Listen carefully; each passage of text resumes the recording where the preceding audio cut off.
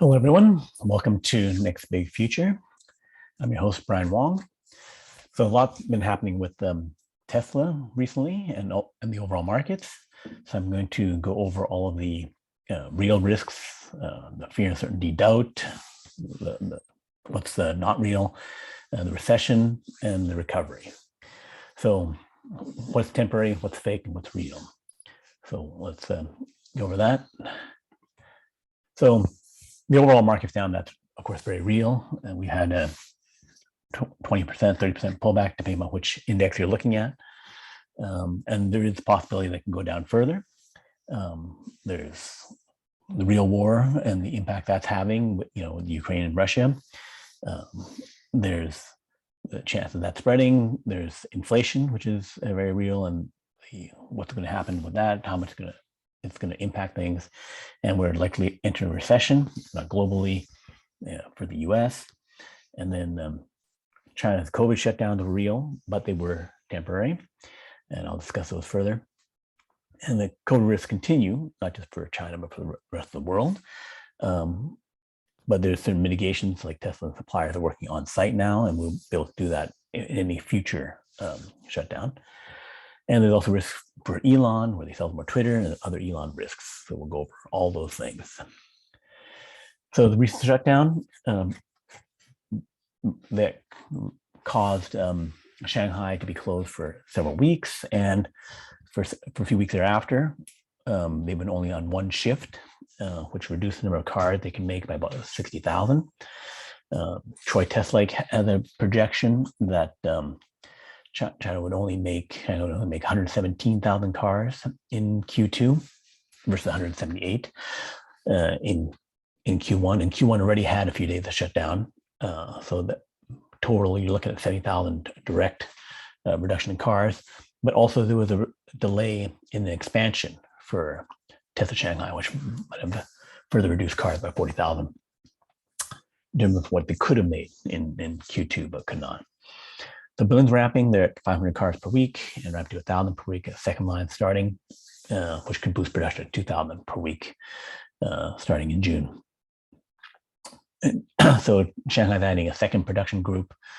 They already had a group of about 9,000 living in the factory now, and then they will have another 90,000, which the reports are that they could have already started that production today, but if not, it could be June 1st. So it's a bit of uncertainty as to how much their production levels have come back to, but it should be moving back to 2,600 per day, which should mean a good end to Q2. But then those cars still have to be delivered. So those having the production recover may not, there could be still slowdown in deliveries. So the current rough estimate is for 40,000 overall cars down for Q2 versus Q1, versus what would have been growth. They would have had, without the shutdown, 350,000 cars in Q2, which would have been a far more different story if that had occurred. But we're not going to be seeing that. And then earnings per share impact could be down to $2 earnings per share versus instead of $3, and we could have had $4 if things hadn't shut down. So there's the risk of more COVID lockdowns. COVID is still around the world, coming in various waves, and but the mitigation is there, where Tesla and their suppliers will have, if not already, people working on site, the ability to quickly reactivate that. If we have lift lockdowns, they will have the food and other material stockpiled there, so that if there was a new shutdown, say September, October, or December, they would be able to shift back to 24-hour on-site operations very quickly. The disruptions could still, any future disruptions could still impact ports or other things, which could delay deliveries. But the bulk of the production hit should be mitigated with this closed loop where they live on site instead of being trapped in their homes. So then there's Elon risks. Elon could sell more Tesla for Twitter or for anything else. Elon has gone to war with the Democrats, saying he's going to vote Republican. Democrats and left-wing billionaires seem to be attacking Elon and Tesla. Oil and car companies could put out stories and PR and other things. Let's put a Republican said the government agencies, global agencies could cause delays, regulatory taxes. Those are all real risks that could continue to happen. Difficult to assess, and there's also lawsuits. Someone dug up a charge of sexual harassment 6 years ago against Elon. So all these things can be distraction and cause a certain negative sentiment for the stock. The world economy risks. The Ukraine-Russia war could go on. Russia is losing the conventional war. Russia could choose to use nuclear weapons or bioweapons. All this could massively impact the overall economy and Tesla as well. Tesla's main thing is that they have a back order log of like 500,000 cars back ordered. So any disruption in terms of like people not being able to afford cars or the things would be cushioned by that. So any short-term disruptions would be mitigated. If something lasted really long and really bad, then Tesla get dragged down along with everyone else. For the next 2 to 4 months seem to be the most problematic. Tesla has dropped to $660 and as low as $633 recently. Last year, 2021, Tesla bombed at $560, dropping from $920. But the overall tech stock market could go down another 30% from where it is now, based on historical analysis of inflation-induced recessions. If the overall market fell another 30%, then Tesla could certainly go down to $400 if there was a massive financial bear market. Mitigating this would be that Q3 China production should be back up to full levels. Berlin and Austin should both be ramping really well. Tesla should be able to make 450,000 cars and boost profits massively. So, and then Q4 should be even better. And then by 2024, the China factory should be doubled up to about 2 million cars per year. There should be perhaps 1 million cars per year from each of Berlin and Austin, close to 1 million cars per year from Fremont. So we're looking at 1.5 million cars per quarter from all of these factories. That'd be 5 times as much as produced in the first quarter of 2022. That would mean $90 billion in revenue, which would be $20 billion in a quarter that they have 1.5 million cars, an annualized of $80 per share for the year.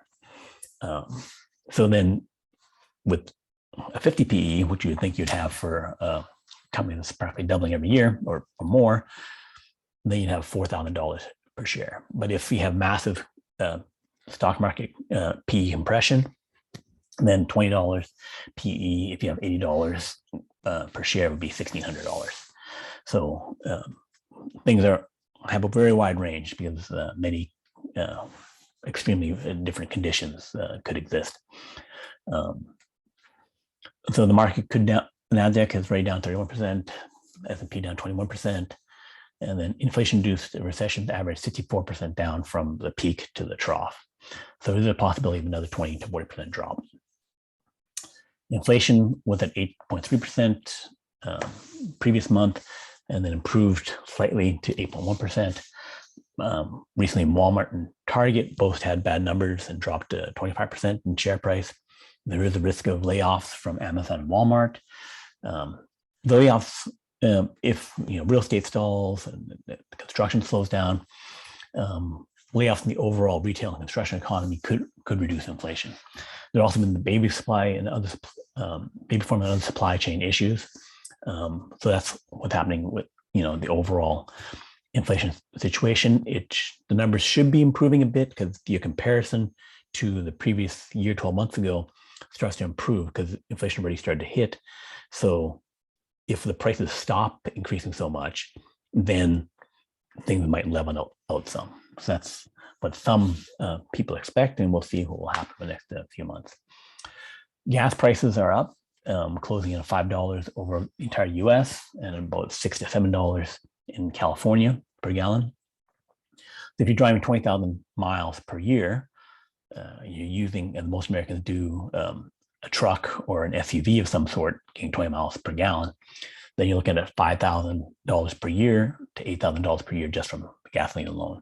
So the inflation benefit to EV car makers is pushing people to try and get to lower costs by having an electric vehicle.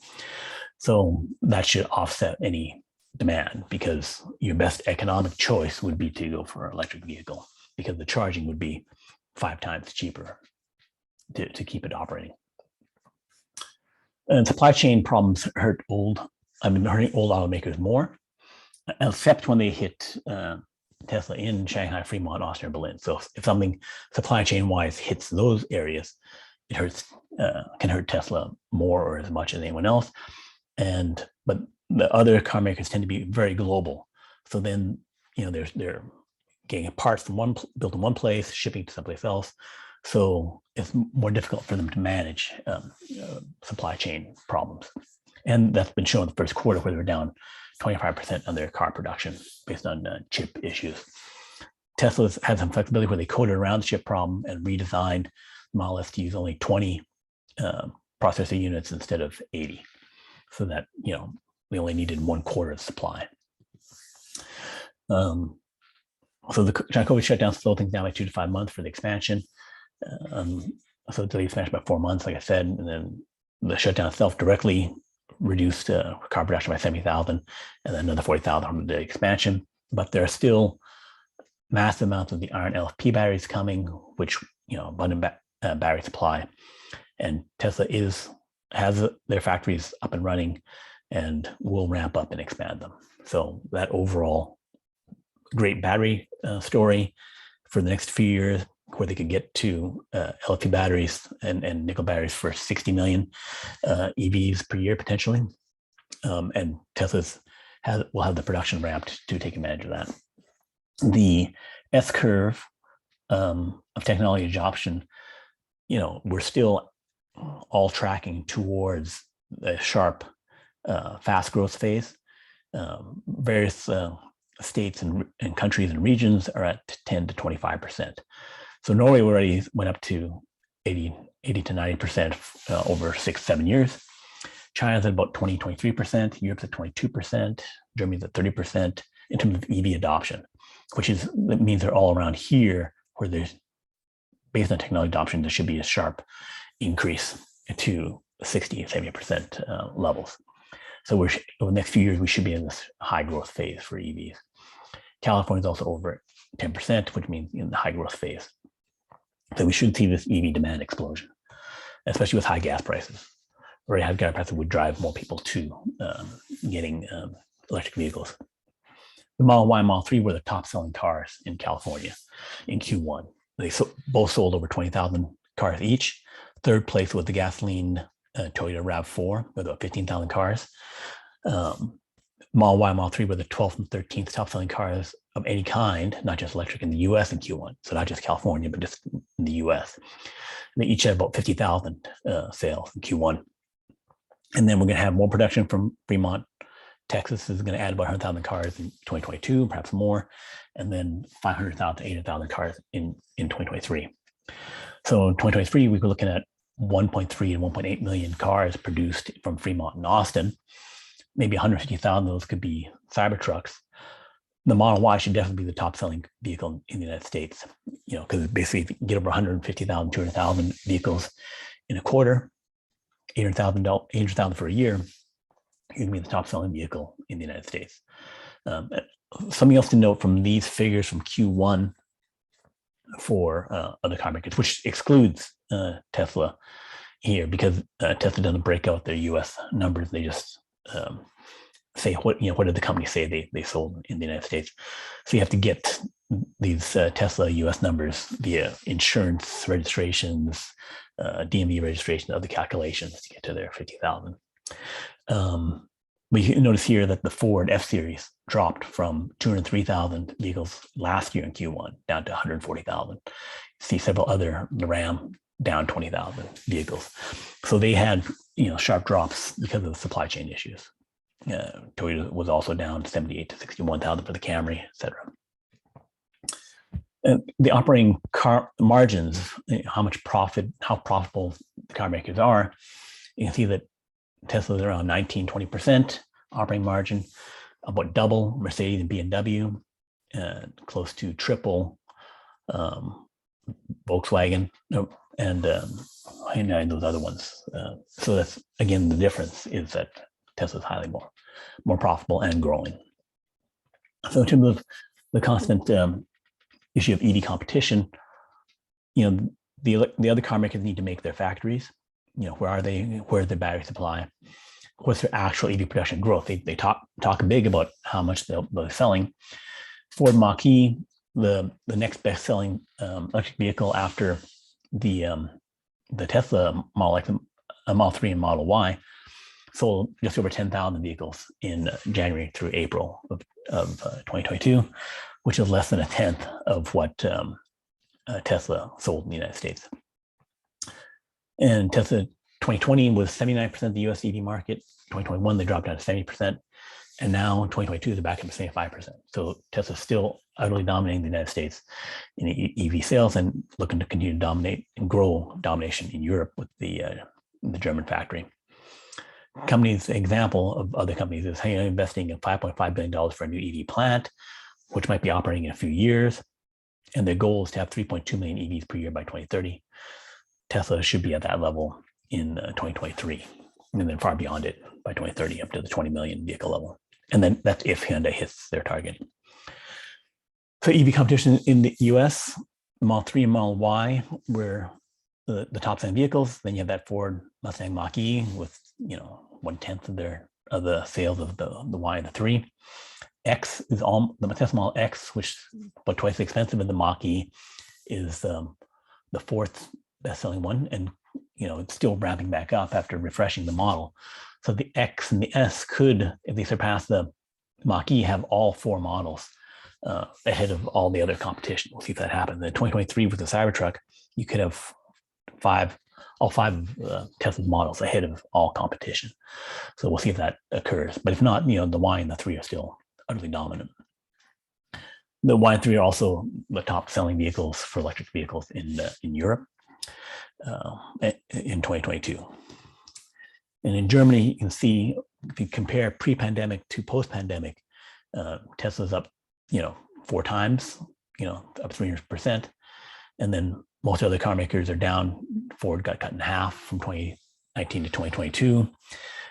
Kia's flat. And the only other one that had growth was Porsche with 34% growth. So Tesla has continued advantages. They've built the battery factories, they have the EV capacity, they have the suppliers, and they're going to ramp further, and we'll ramp very fast now to 2025 with already built factories. They'll probably announce more factories, talk about factory in Indonesia for nickel batteries, and other places. So, and then talk about expanding the Texas factory and the Berlin factories beyond what they are. So expanding all existing factories and getting, again, more new factories. Tesla supercharger network is vastly superior, and that's how the electric car version of the gas stations. And if you want to not have range anxiety, want to drive around Europe, around the United States, around China, having the best charging network, 5 times more chargers or whatever than competition, gives a huge advantage actually using your vehicle outside the city. And Tesla's best position, along with BYD, for the iron LFP batteries. Iron LFP batteries are replacing nickel, growing 2-3 times faster. And Tesla seems to be the only one profitable with EVs and with growing margins. BYD has some profit, but their profits dropped the last few years. But they still have 60% non-EV divisions. So they seem to have more profitability from their cell phones, which is 40% cell phone batteries, which is 40% of their business, and then 20% from 20-30% from their hybrid cars. So they've grown their EVs a fair bit over the last few years, but their profitability actually went down. So that would suggest that they are losing money with their EVs. And then everyone else is usually not profitable. The occasional profitability from NIO and some of the other Chinese car makers, but their finances are a bit opaque with different reporting than the US and European companies. So for the next 3-4 years, we're looking at very high EV adoption. The shortage is causing more problems for the ICE car makers and strong backorder increasing for Tesla. And Tesla's got the new battery supplier starting in 2020 with CATL, the largest battery maker in the world. And the battery supply from them has already increased to allow Tesla to increase by 70,000 cars per month from where they were in mid-2021. So the other huge thing is that Tesla profits can be supercharged with AI. And these things seem to be very, very close for Tesla. So despite all the production, just getting to more profitability there and getting to back to growth after a stumble in Q2 caused by the COVID shutdown, the full self-driving and the Tesla bot could each double Tesla earnings in the next few years. FSD first and then Tesla bot. So how that happened with full self-driving with Tesla bot, how it will impact the factories, and when will Robotaxi happen. So full self-driving is very near. People who aren't paying attention to the earnings calls, there were over 100,000 beta testers already for the full self-driving system. And Q4, we seem to be on track to have a general release in the United States. That's based on looking at the videos of the latest beta versions of the full self-driving system. The 10.12.1 had just released. It's merged the software so that you can have one neural net for parking, one neural net for surface road, and one neural net for highway. And that simplifies the software and makes it easier to improve it more rapidly. There are other improvements to the software itself. There's also constantly increasing data, and then the increasing compute power to do this. And they started to roll it out, the beta, to other countries, to Canada, to other countries, that's in part in Europe. So, and Elon had an interview recently at the All In podcast where he talked about 1 million FSD beta testers by the end of 2022, which could mean that they could be having a general release of the FSD software, make it not beta, which would allow them to recognize over $1 billion of deferred revenue. Accounting-wise, they couldn't say, hey, we recognize all this $12,000 that people pay us for an FSD. We haven't given it to them yet. So we only kind of recognize half of it. And then when it's fully feature complete, then we can say, okay, we've given you the software that you can use that will help you drive your car with perhaps only minimal monitoring. It doesn't have to get to Robotaxi level. It can still just monitor the software. But if it's not making errors and stuff like that and handling all conditions, then they can say, okay, we recognize all the revenue. So should see that happen in the second half of this year. And perhaps as early as August 19th when they have a second AI day, which will also reveal more about the full self-driving as well as more about the Tesla bot. So like I said, the 10.12 seems to be a big improvement. The 10.11 also a big improvement in terms of the full self-driving. And the general feeling is they're getting very, very close to having a fully working without problem system. It does work now. There's many people who make drives without having to take over from the AI.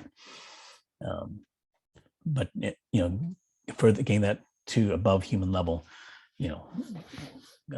could be happening based on the rate of progress. And then the increase in data, if they go from 100,000 users to 1 million, that'd be 10 times more data. And the more data you have, the faster the AI can improve. And they also will have the Dojo supercomputer, which will help them iterate faster, crunching the data to, again, have all that means faster improvement. And already at something that's very near to fully working. So if you have full self-driving success without Robotaxi, this should mean that the revenue that was lower, where they only recognize half the revenue, you fully recognize all the revenue, that would be doubling it up. More people sign up for it, they have to wait and have something that's working. and then just selling more and more cars means that the revenue from full self-driving could skyrocket up to $100 million by 2025. And that would all be profit because they're already paying for all the software development, all the hardware, and they're actually then recognizing all the revenue and selling a lot more of it, then all that software revenue pretty much just drops to the bottom line. And this is an illustration of how the number of cars could increase in the second column, going up to 1.7 million cars this year, 4 million next year, 8 million the year after that, and then increasing the people who buy the full self-driving software. And of course, anyone who didn't buy it before, like early in 2020, can then change their mind because the car's all ready to use full self-driving. The full self-driving getting better and better, or to want it. So despite all these recession and market downturns, a technological transformation could occur with what's happening with AI, and something that is being ignored in the current environment of fear and uncertainty. And then going to full robotaxi, where you don't need to take over from the software. That could be first used in the boring tunnels in Vegas. Elon has a tunneling company that's making tunnels for public transportation that have Tesla cars driving through the tunnels. They can remove the driver that are currently driving those vehicles in the tunnels and having those with robotaxi. And then there's other places where you can have dedicated lanes on highways or certain commercial roads, where it's like a private road owned by a company, where you can have robotaxis first introduced before a general release, a kind of phased introduction of robotaxi. The Tesla bot should have a working demo shown on August 19th. So we'll see how good that is. And then that should generate another surge in hiring. We'll know more about Tesla's plan with that, but they should have limited mass production in 2023. But that could have an outside impact when we have working Tesla bots, and with certain level of mass production in 2023, this could have a fairly big impact. The reason is Tesla is fully ready for Tesla bot automation of factories. They have something called the digital self-management. So the screen shows the image of a car, and there's some dots on the hood of the car, and that's a scan better than the human eye of the paint quality, where they're noticing some spots which are some thin or too thick on the paint. And so the crew that's working on the paint quality in that section, in that little workstation cell, will then know, okay, we need to do one of 5 or 6 things to try and fix the paint and make it better. And there's a score before they did it and after. So like I said, okay, automated systems gave us a 80 and pathing is 90. So we do some remediation and get it over 90. So the automatic scoring of that. So that is something totally set up for Tesla bots to train on, where they have automated systems that feed up pictures that they can recognize. They can tell the difference now between a passenger and a car and a bicycle and road signs. And now they'll be able to tell the difference between good and bad scans of the paint job image, and then be able to train to know what to do to remediate, because all these steps have already been broken out in the factory at various workstations. So wiring and other stuff. So to have the scoring means you can score and train an AI, and because you have all these different workstation areas, it's again something where you can readily incorporate the Tesla bots either with humans or in dedicated work cells.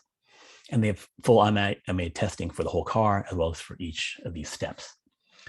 So here's how the Tesla factory is set up. A normal factory at the top left here is showing how it's kind of like winding through a factory, kind of one line going to the end, turning a corner, coming back the other way, and then finally ending up at the end complete, having done all the steps of the vehicle.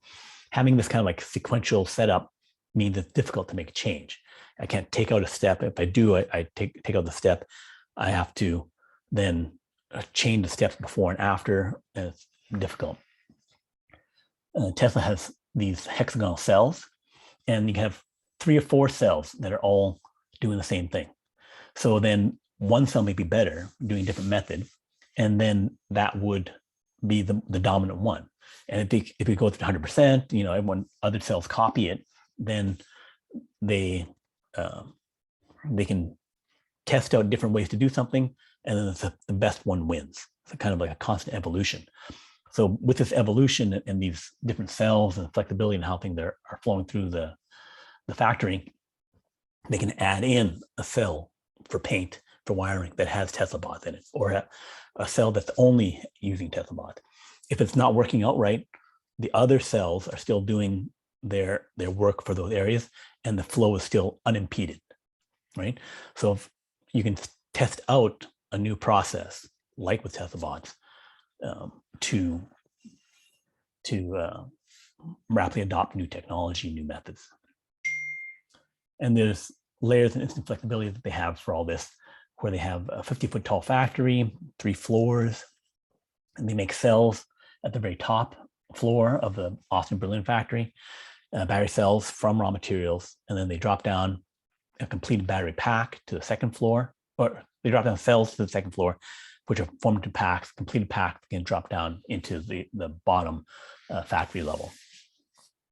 And so it's 3 Pentagon areas, 3 times the Pentagon building size in areas, 11 million square feet, and then with multiple levels.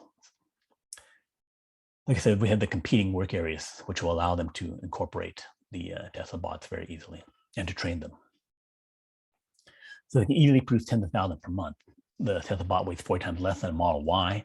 So if you had a low production Model Y line, that'd be like 1,000 cars per month. That low production Tesla bot line could have 40,000 Tesla bots per month, which would be twice as many Tesla bots in 1 month versus the number of humans in the China factory.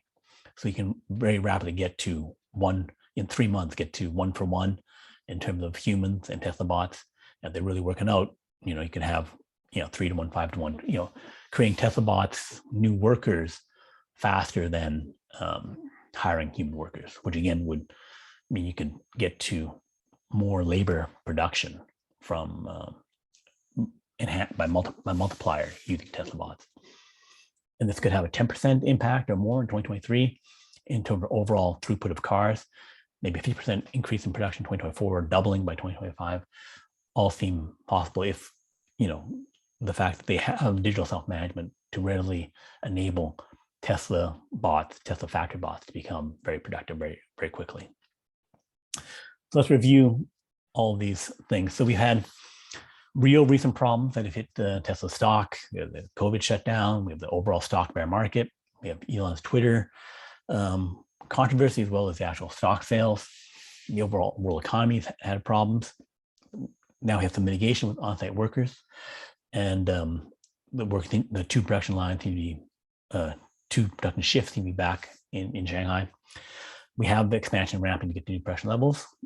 FSD seems to be very near, which have many positive financial impacts. Tesla bots could also be very useful. Tesla's overall advantages to the battery manufacturing, superchargers, the cars being more electronically efficient, all are there and unaffected by the recent problems. But the overall market could get worse. The war, inflation, recessions, all the things could happen. Another 20-30% risk to shut down the real could happen again. Elon Musk has the drama surrounds him, but something that comes with Elon. But the overall production growth in AI technology, that emerging development is drowned out by the noise around these other issues. I think there's maybe a 50% max downside risk to the stock for June and July. It may not happen, but it could. It would not be that surprising. Then a strong recovery likely starts happening August or earlier. Might even be, if the market reacts by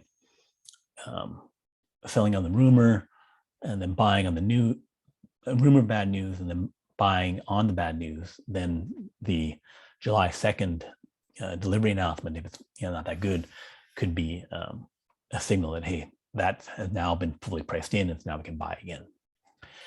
So, but there's large upside catalysts with Q3 production, Q4 production. Q3 production will be announced October 2nd. Q4 production will be announced January 2nd. The full self-driving, I'm anticipating sometime in the second half of this year, and then the stock split, and then a very huge 2023 in terms of production. So those are what I see as the real risks, the stuff that's fake or temporary, and expected recovery. So we can like and subscribe on YouTube and support me on Patreon at patreon.com nextbigfuture, and my Twitter is also nextbigfuture. So thanks for listening, and talk to you next time.